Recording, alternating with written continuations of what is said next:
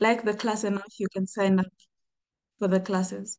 So today I'm gonna be taking you through Chinese Pinyin and Hanzi, which is the introduction to Chinese, and also a little bit of Chinese culture, so that we can learn everything from culture and also the language itself.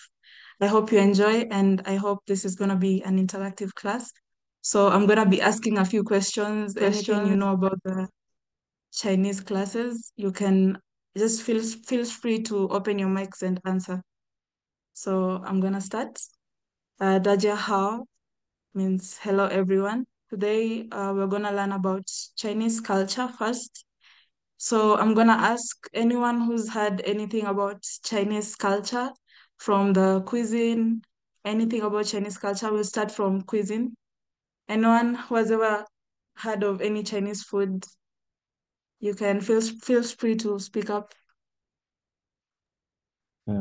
Okay, I've heard of, is it Peking duck or something like that?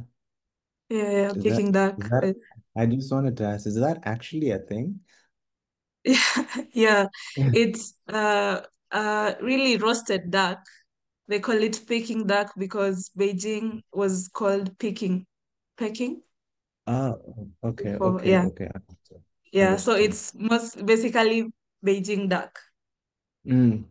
And then one Mm. thing, when I was learning Korean, there are these black noodles that Koreans say are Chinese.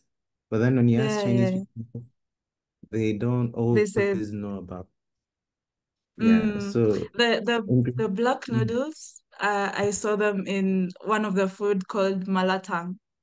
mm-hmm, It's like they have different types of uh Chinese noodles. I don't know. There's the skin ones, and then there's the normal yeah, noodles, but then black uh-huh. noodles too. So the people Okay. I saw who really liked it most were Thailand, people from Mm, Thailand. okay, Mm, okay, okay, yeah. okay. Anyone else who knows anything about Chinese food? Okay, so I'm gonna introduce some of the Chinese food to you. One of the few that are most Yongming, which is called famous, the famous foods. The first one is dim sum. We call it dianshin. Dianshin is like foods that are steamed, mostly served in bamboo baskets like this ones. They are mostly cooked by steaming. You use them maybe when you're drinking tea. They're mostly for breakfast, but many people like to eat them with the main dishes. You will see people buying them. They're very famous. Anywhere, any Chinese canteen you go, you'll find dim sum. It's very famous in China. And then hot pots, I know most of you have heard of it. There are different types of hot pot. From every part of China, they have hot pot. This is a picture of it. This is a picture of a kind of hot pot. You can ask for the la, which is spicy, and also non-spicy. Yeah, it's mostly a simmering pot of broth placed at the center of the table, and then you can use the dry ingredients and put them cook them for a few minutes, and then you eat them. It's very delicious. I like hot pots. And then there's mapo tofu, which is tofu. Mapo tofu is basically tofu. It's cooked in different ways. Mostly it's spicy food.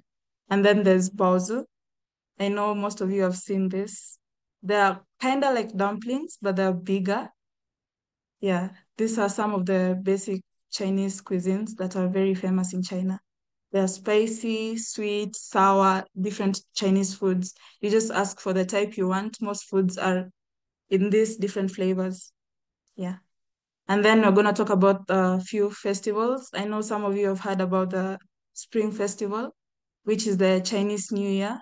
It's a very famous festival that is celebrated in most parts of the country. I think even Kenya, there's the Confucius Institutes. They celebrate the Chinese New Year. It's a very big event, the major festival in China.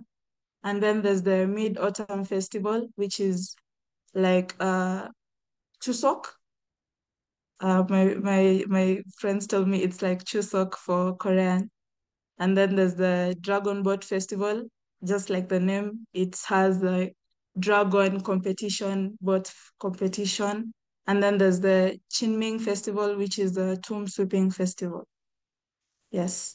And then arts, who's ever heard of any Chinese arts, from the arts, opera, from calligraphy, there's also paper cutting. It has a lot of different arts. You can see most of the opera is mostly for wearing masks. I used to perform one of this opera in Kenya. We had a few events. I used to do one that you wear masks and then you change the faces. Is also part of Chinese opera. Then there's shadow puppetry, and then there's calligraphy. And then another part of Chinese culture is entertainment. I want to ask who's ever watched any C dramas? I know there's K dramas which are very popular, but who's ever watched any C dramas? Feel free to speak up. I have at Oh, least can you please tell me the name? uh Fast Frost, the Fast Frost. Flashbacks. Oh, yeah, yeah, yeah. It's very famous. Yeah. Amidst a Any storm others? of love, Pardon? amidst a storm, snow of love, something of the Oh, sort. I'm not familiar with that one. Or Let me see. last one I had Shen Shen. It's what? It's not historical. It's more of Mm, uh it has so many, what is it called? Uh the action scenes are very not of this world, for lack of a better word. oh, Yeah, mm, ancient love poetry. yeah, yeah, yeah. Oh, okay, okay, okay. Mm, that's nice. I know a Yeah. lot of people watch dramas. Uh, I know there's Yeah, many more. Mr. yeah. Maingi. Sorry, I did too. I'm sorry for my intonation. I'm Nigerian, so just bear with me. Okay, so I'm a big fan of Chinese dramas. Like right from when I was in high school, I always do watch C drama. I apparently focused more on the Chinese culture than the Korean culture. So the first C drama I ever saw was Princess Agents and my Mm. and me, and I was just blown away. I fell in love with Princess Agent, the acting, the cinematography, everything was just everything. And since then, I haven't looked back on C dramas. yeah. I've been going forward with them. I'm Oh, that's really lovely. Okay. yeah. Um, um, just a request for those who are Yeah. interested in those C dramas. Could you guys actually post the C dramas in the group chat, the WhatsApp, so that the ones who are interested can see them? I've seen one posted by Temin Derailment. Can you do that on the WhatsApp group, please, so that those who are interested can see? Okay, thank you. Or do you like? Do you guys have like a specific kind of genre you like to watch? Like maybe the ancient ones, the modern drama, time travel, war. Oh, for me, okay, for me, my preference is actually more historical. Historical type dramas they're okay with me. The romance ones, not all of them. Some are good. Not all of them. Okay, that's it. Chantal, you can continue. Was Princess saying Personally, Prince? Uh-huh. Okay, Princessa. no, keep Um, going. uh, Personally, I like romantic C dramas. Also K dramas. I just don't know. Something about romance. Yeah, but there's also the historic dramas are very good. They teach you more about the Chinese culture. During classes, you are recommended the historic dramas. They teach you about Chinese culture very much, so that even during classes, they use the dramas to teach. So maybe when you're doing the Chinese culture classes, I'm gonna suggest a few movies that you can watch, historic dramas. Yes.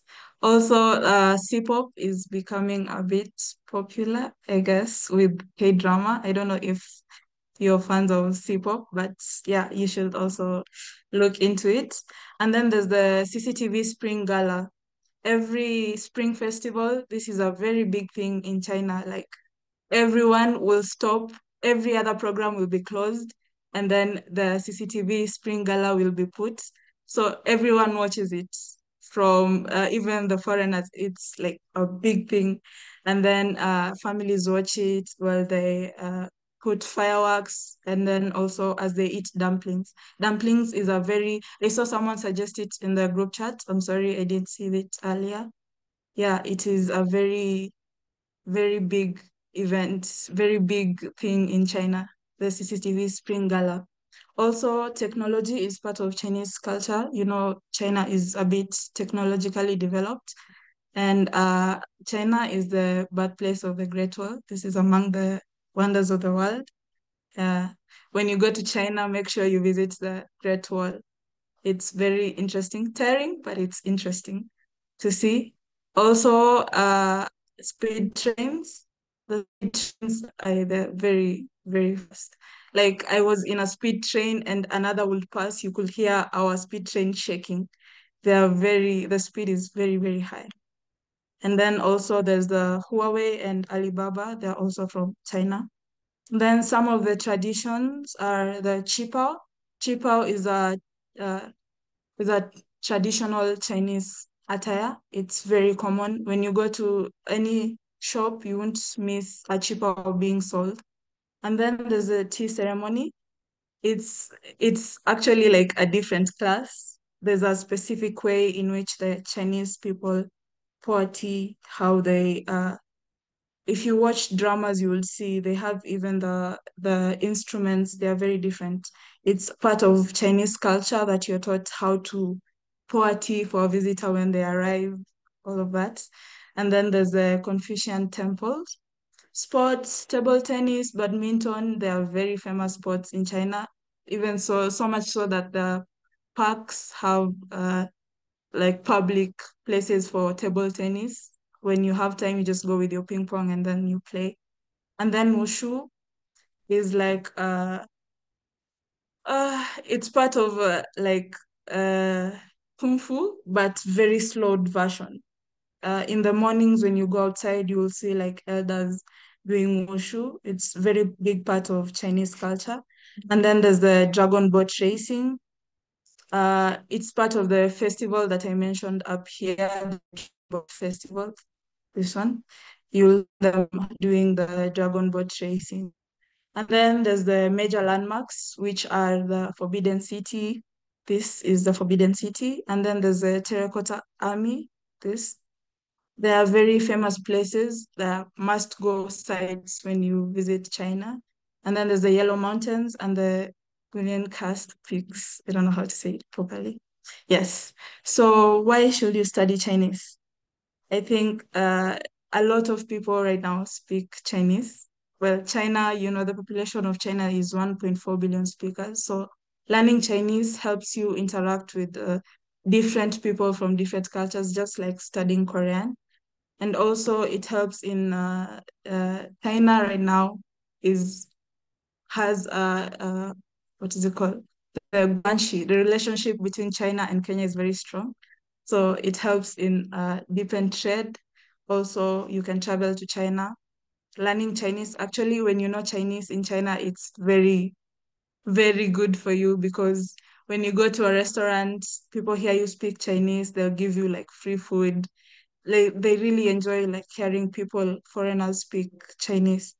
And then also, as we've seen that China has is very technologically developed. So learning Chinese will help you learn more of what the Chinese technology is made of, and then you can be able to come and share it back to Kenya.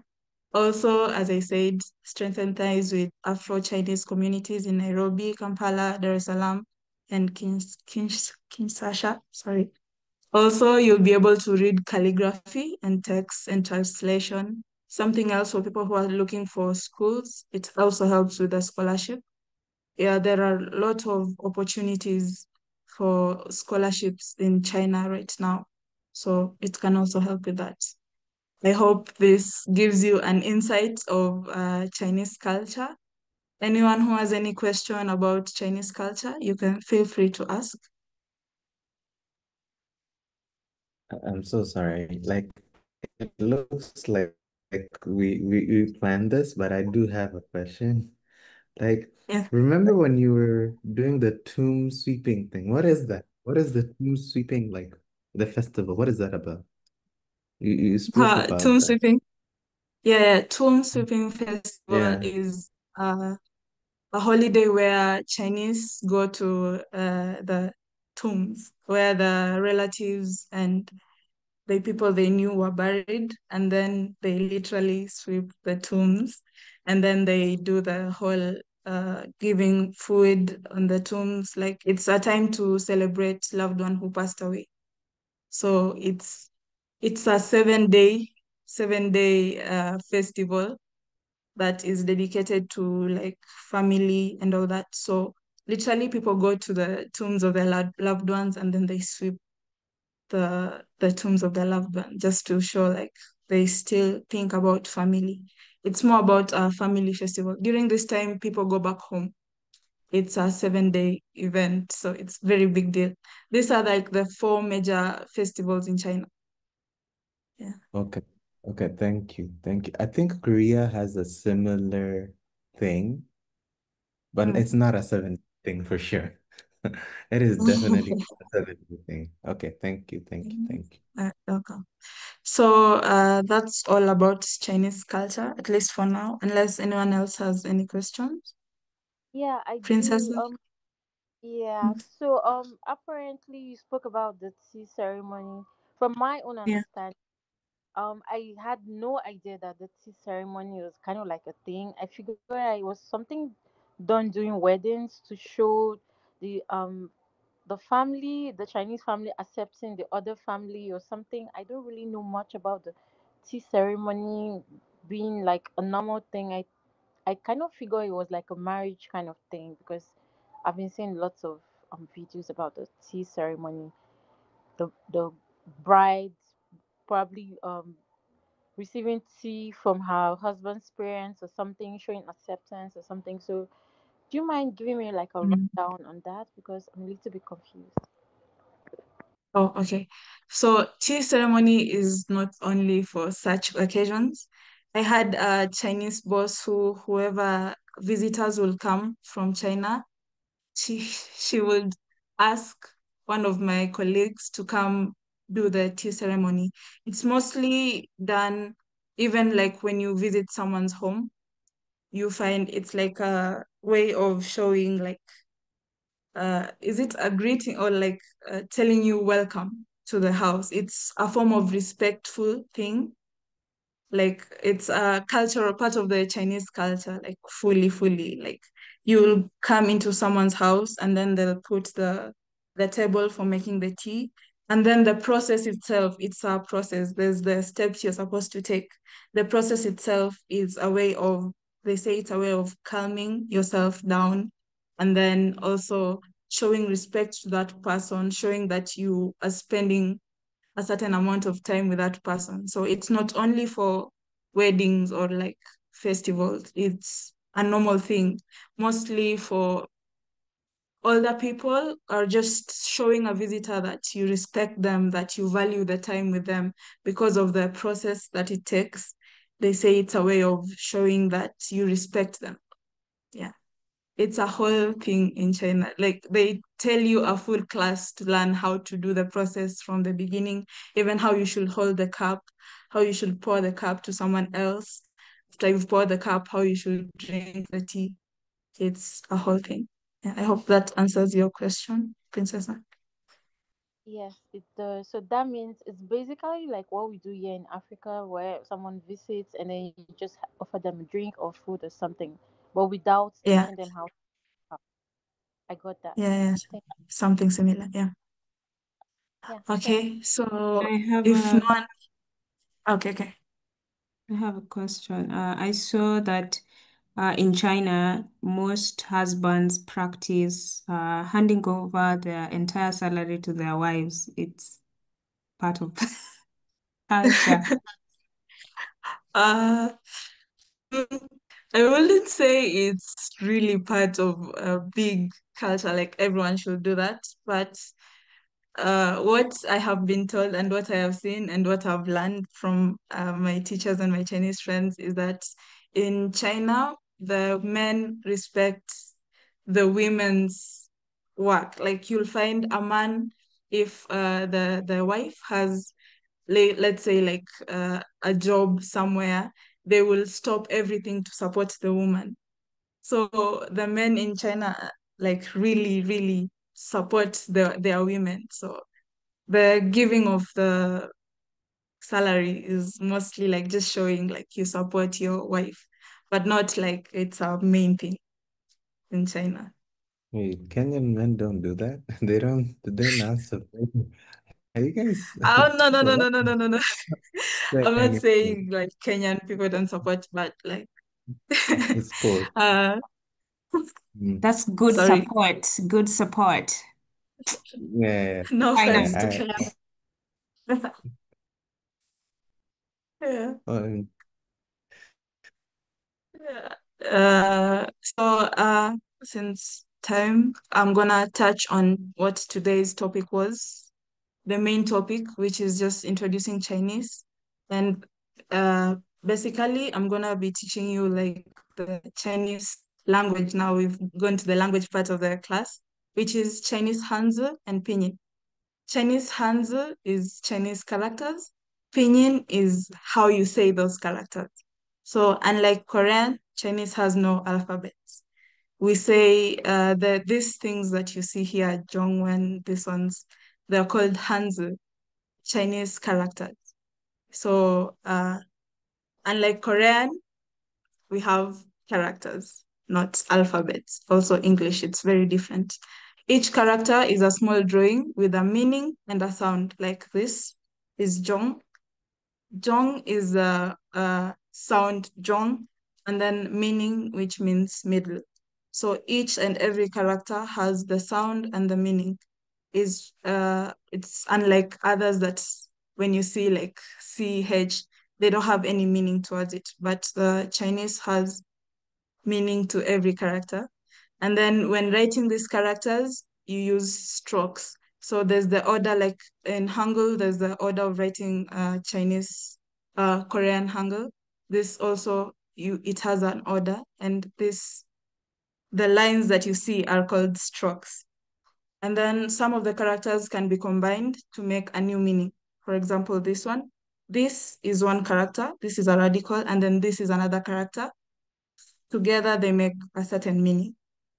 So we have the characters. This is the characters. And then there's the pinyin.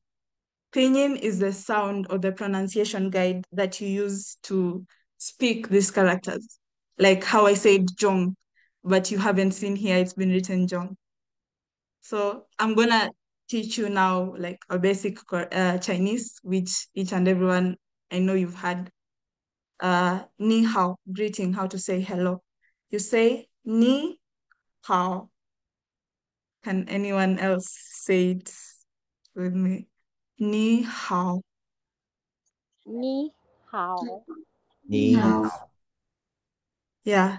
So Chinese ni hao, this character is ni, and then hao is this character.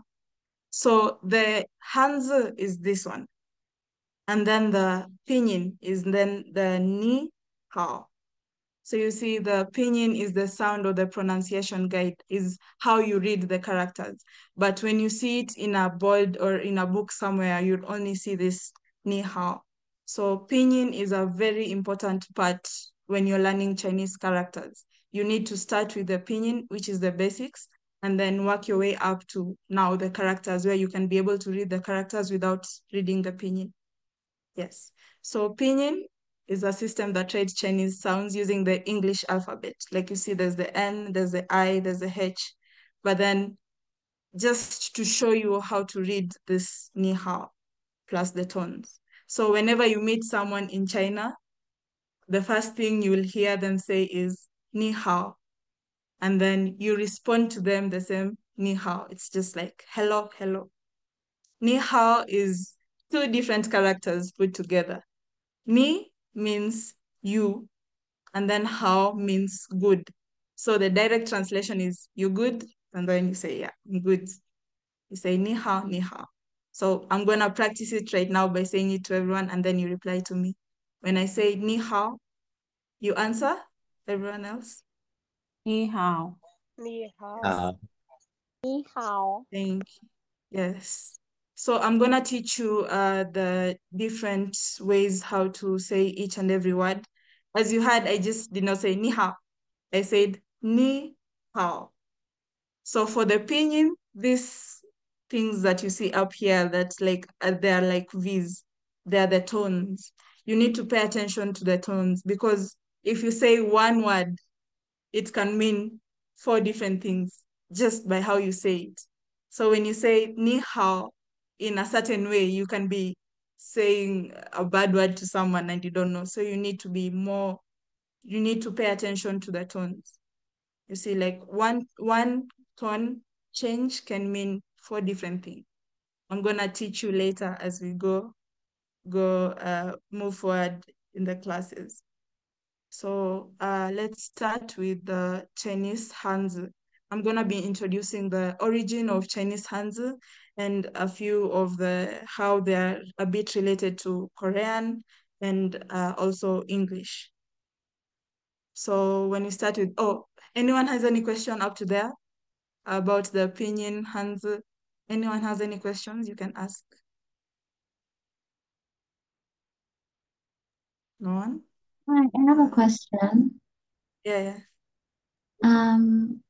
Okay, I hear the characters are there's so many, like more than 1,000. Is that true or not? Yeah, it's true. There's more than 50,000 characters. But just to be able to speak, you need to know about 3,000 to be able to speak normally with a Chinese person. So that Mm. shouldn't terrify you. Okay, When but you at least learn, uh-huh. at least 3,000, yeah. Yeah, yeah, yeah. 3,000 to 5,000, you're okay. Okay, all right. Yeah. So, I have a anyone else? question. Yeah. Um, okay, I wanted to ask like for the strokes, the same way Mm-hmm. like in the way it's written in English, like the ni hao, the V Mm-hmm. is there like also like when you're learning the strokes, they also have you have to learn like the intonation in the strokes, like how to write that. Mm, not really, just the name of the strokes. When you're learning the strokes, it's more of helping you how to know the order of how to write them. Like which stroke comes first. Like for Ni Hao, you see there's one that's like this. This is one stroke. And then the one that's straight, like this here is one stroke. And then the one that's straight is another stroke. And then this one. It's just to show you the order of writing. Not really that there's a pronunciation to every stroke. Does that answer you? Okay. Yes, thank you. Anyone else?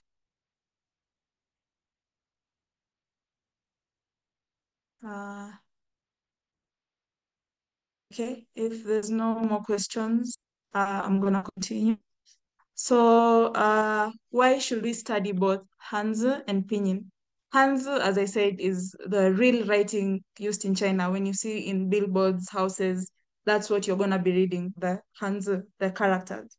And then Pinyin is your training wheels. They help you to read or to speak until you learn the characters themselves so that you can be able to know the tones of how to read those characters. They tell you how to really read the characters one by one. It's like your training wheels to studying, like the alphabets to your characters. Yeah.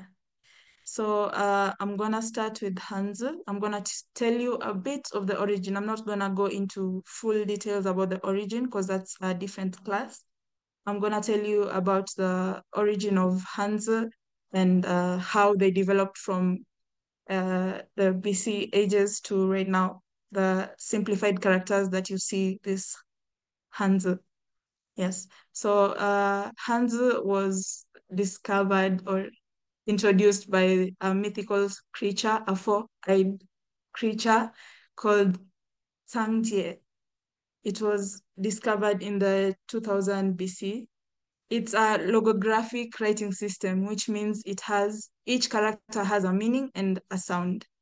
And then, as I said, there's more than 50,000 characters, but you only need 3,500 for basic literacy.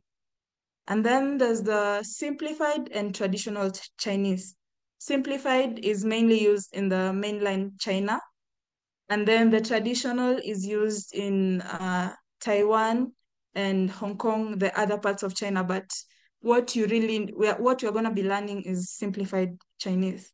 The traditional is what was used back in the ages, but some of the countries, they still use traditional Chinese. So as you know, Korean, or it was when they started writing Hangul, they were using the Chinese characters, which is the Hanzi, and then it formed Hanja. And then Japan used Hanzi changed to kanji. So right now I'm gonna be showing you how Chinese, Swahili, and Korean are a bit similar. So there's the word da. This character is said as da in Chinese. Everyone, it said da. Anyone can please repeat after me. Say da, Da. Da. da. Da. Da. Yes. As you know, in Korean, it says as te, right? Te. And then And Kiswahili, da means cool, which is big in English. Da means big. And then when you want to say university, you say da shue, da shue. Da means big, shue means learning. So in short, it's like big learning. You get, it's a bit kind of direct translation from uh, the literal meanings. They're not really thinking too much. In Korean, it's Tehakyo, Swahili, Chuo Kiku. There's still the da. And then there's Daren to mean an adult, a person. Daren. For a small person, they use the character small ren. And then there's the song. so Sorry, my small Korean right now. Pardon? would would small person be like Sorin or something like that? No, no, small person is Xiaoren. Xiaoren. Child. Xiao. Okay. Xiaoren. Okay. Mm-mm. And then there's the damen is the main gate. So da men, men itself is a door. Then to say gate, you say damen. It's a bit similar to mostly like direct translation. And then another one that is very similar to Korean is jong. Everyone please repeat after me. Jong. Dong.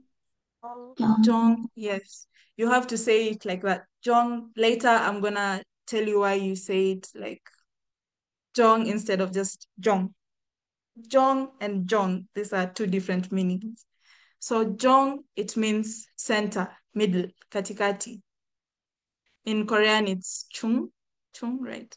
And then to say like middle ages, you say da shiji, da shiji. Shiji means ages.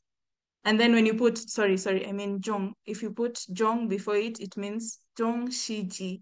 Jong Shiji to mean Middle Ages.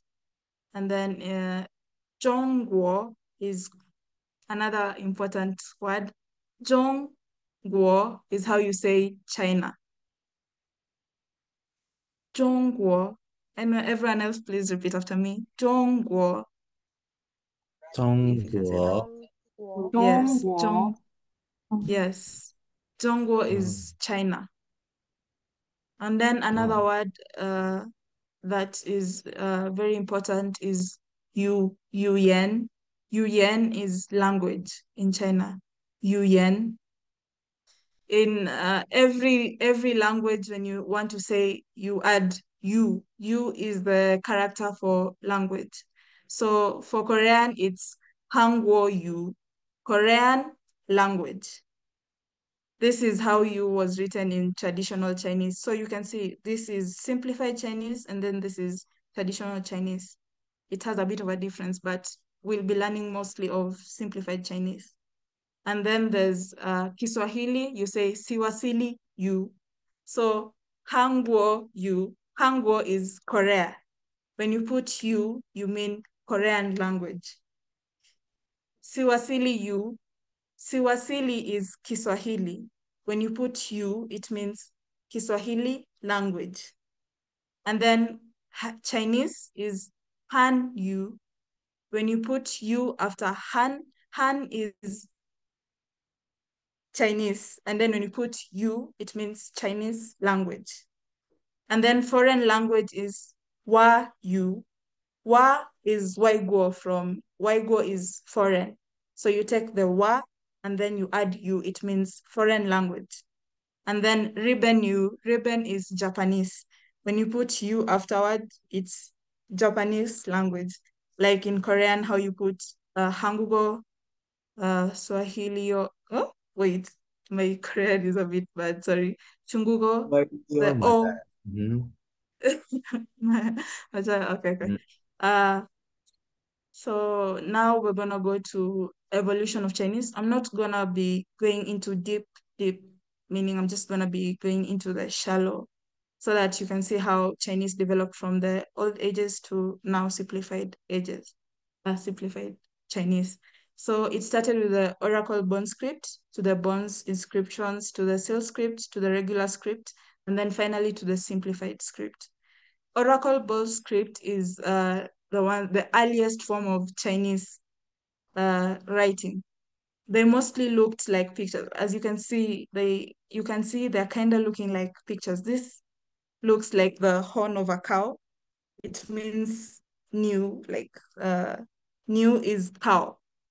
So the earliest characters mostly symbol looked like the characters of the things they wanted to describe themselves. And then they later changed into the characters that are simpler to write. As you can see, this is a bit complicated. You can't start drawing when you're writing. This is the old one, and then this is the newest. As you can see, this is the Oracle bone script was mostly written on turtle shells or animal bones. You can see this is a turtle shell. They've been written here. So this is how the earliest forms of characters looked. And then they developed into the bronze inscriptions. They were written in this. This is a very cultural symbol in China. It's a very important tool. The early ages, every museum has this. The characters were cast on ritual bronze vessels, and they were more stylized than oracle bone script. They look a bit simpler, but not really. And then they moved to seal script. There was the large seal script, and then it moved to Xiao, the small seal script. So this is the large seal script, small seal script, and then further simplified to the regular script. Regular script is more like traditional characters. These traditional characters, some of them changed into simpler ones, but some remained the same. Like this is a same as simplified character because it's a bit simple. This one, it changed into something else when it moved to the simplified characters. So yeah, simplified Chinese is used mainly in mainland China, Singapore, and then Malaysia. Traditional Chinese is used in Taiwan, Hong Kong, Macau, and other Chinatowns in China, in the US, I mean.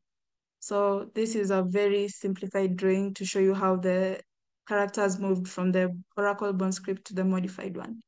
As you can see, the sun, the rays was this stroke out here. And then the sun itself, the part that shines was this dot. And then it's changed into this, and then it changed into this. Then this, you see, this is more like structural. you can see how you can write the stroke itself. This one looks more like drawing rather than the main strokes that you see. And then the moon, same thing. The part that shines was the outer part, and then the moon itself was the dot. And then it changed, changed into the now simplified moon. And then Ren is person. The earliest one looked like a human being that is a bit kneeling down, is like bent kidogo. Inakaa kama mtu. And then it was simplified into 2 strokes. And then the hill, also the same. It was from the inakaa hill. Unaona kitambo ukichora hill ilikuwa inakaa hivi. And then it simplified into a few strokes so that inakuwa easier to write. So the main purpose of simplifying it was to make sure that it's easier for us to write the characters. So up to there, anyone has any questions? Anyone else? Anyone has any questions about the origin of the characters? No. So Okay, I'm gonna basically, continue. when you say there's Yes. no script, this basically because these characters represent what elements are. Yeah. So that's why there's no alphabet. Yeah, there's no Okay. alphabet. That's why. Okay. Okay. Anyway, Mm. interesting stuff. So, and then the other thing, does somebody really have to memorize 3,000 characters of these, or can you do like 1,000 and still be able to Yeah, speak like you 500? can I don't know.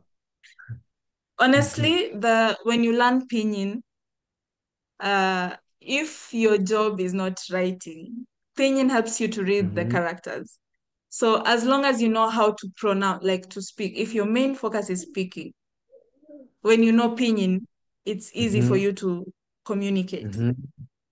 The characters, knowing the characters is now helping you to, characters are everywhere in China. So if you can Mm-hmm. read the character, it becomes Mm-hmm. helpful to you. But some of the characters, like there's the basic characters, they're not a lot. They're repeated everywhere. So you just have to know like a few characters, alafu uko sawa. Uh, Lucy? Anyone else? Any questions? So I'm gonna talk about the types of characters. Nimesimplify kabisa ndio ikwe easier for this class. Just the main types of characters. Kuna the pictographs. Pictographs, as the name says, ni pictograph. Kitambo zinakaa kama, like ukiangalia character, you know the meaning of the character just by looking at it because it looks more like the kiti yenyewe. Okay, so this is a character Mu. It represents a tree. The oracle script ilikuwa inakaa hivi, like unaona hizi ni branches and the roots, and then it was simplified to simple hivi ndio inaandikwa saizi. And then ko represents mouth. Unaona like mdomo vile iko. It was kind of similar. Alafu ikachenjiwa kuwa the simplified one, sai inakaa hivyo box. And then there's the second type of character, which is the simple ideographs. For example, shang means on, juu ya kitu. Kitambo ilikuwa inakaa hivi. Kitu juu ya ingine. You can see this is on top of this. And then simplified, bado this stroke is on top of the one chini. So ukiangalia hii unajua inamaanisha up. And then the shear, which means down, inakaa hivi. The thingy is below the upper part. So, and then there's the compound characters is only a bit ngumu. You can't tell by looking at it. It has meaning towards it. Yeah. So, the key features of Hanzi, Hangul, Kaido, the Jews and the Latin script. As I said, Hanzi is logorific, which means it has meaning and a sound. Each character has meaning and a sound. Hangul is more featural. Latin is alphabetic. Fido is uh, abugida. And then the Fidel. origin of the, pardon, Fidel? Fidel, sorry, thank you. And then the origin of the Hanzi. Hanzi originated in ancient China, 1200 BCE. Hangul originated from Korea, and then Latin from Italy. Fiddle is from Ethiopia. And then, as I said, characters, you need to know 3,000 to 5,000 kujua kuongea. There are more than 50,000 characters. And then the Hangul has the 24 letters. Latin has 26. Fiddle has 30 to 40 base. And then direction of writing the strokes. Hanzi, you write from top to bottom, left to right. I'm going to teach you this later. And then Hangul is mostly from left to right. The rest ni from left to right. So Chinese ni kind of different. Unaanza from top to bottom some characters. Some characters unaanza from left to right. Yes, these are the notable features are radicals, ziko na radicals, also phonetic components, and there's no alphabets in Chinese. And then the rest, nitasoma baadaye, that's not really important. And then the second part of the today's class is Pinyin. So I'm gonna introduce Pinyin kidogo to just to let you know. And then the next class, we're gonna look into depth how to pronounce the different consonants and vowels. So a Pinyin, as I said, is the Chinese sounds using the English alphabet. So you have the initial, a Pinyin is made up of initial, final, and the tones. The initials are the consonants, finals are the vowels, and then the tones. Vile nilisema unasema ni badala ya ni, like kuna the different tones of how you say it so that isikae the same as someone else, isikae like the same as another meaning, then it confuses you when you're speaking to someone. You need to know the specific tones. So when you're reading Chinese, make sure you pay attention to the tones. In the next class, I'm going to be teaching you how to pronounce each and every consonant, vowels, and the tones, because not all of them unazisema kama English. There are some that are a bit special. So today I'm going to be finishing the class by teaching you a few basic phrases zenye tutakuwa tunatumia. Every class I'll be ending with a few basic phrases. Ya kwanza ilikuwa ni hao. Nani anakumbuka? When I say ni hao, you answer ni hao. So ni Ni hao. hao, ni hao. Ni Ni hao. hao. Ni hao. Yes.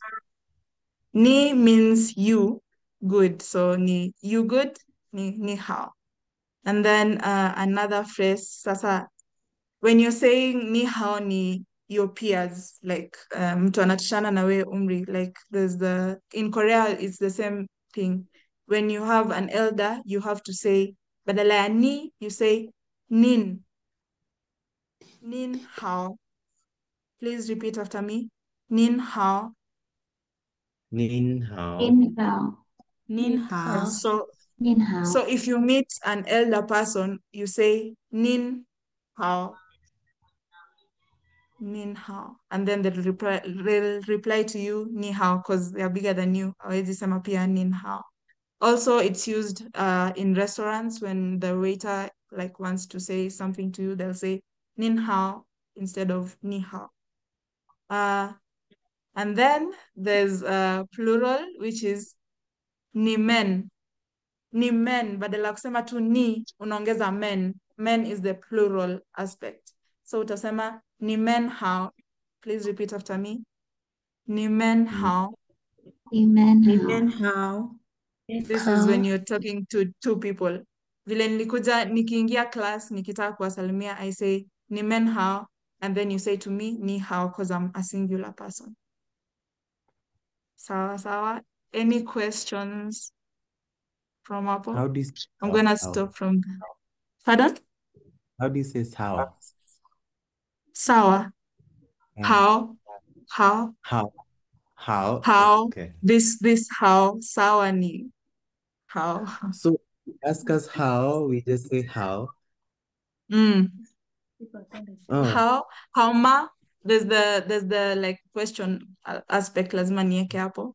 Nikitaka kuuliza how ma ni Mm-hmm. how, ni good, sawa, iko sawa, and then you say sawa. Okay. Mm. So, how ma? Ah, no. I say how ma, and then you say how. How? Okay. How? Okay. How. Okay. 감사합니다. Yeah. And then the final word I'm gonna be teaching you is how to say sorry. Unasema dui bu chi. Please repeat after me. Dui bu chi. Doi Dui Buchi. Yes. So you say dui bu chi. Doi Dui Buchi. bu chi. And then I tell you meiguanshi is how to say nisa. It's okay. No need to say sorry. You say meiguanshi. Meiguanshi. Meiguan. Meiguanshi. So when I tell you dui bochi, how do you answer? Meiguanshi. Meiguanshi. Meiguanshi. Yes. Auntie. That will be all for today's lesson. I Anyone have has a a question? question. Yes. Yeah, why do they add da when you say Meiguanshi? Why do they add? Da. Sometimes I do hear them saying Meiguanshi da. That's another thing. Chinese has this like when someone may say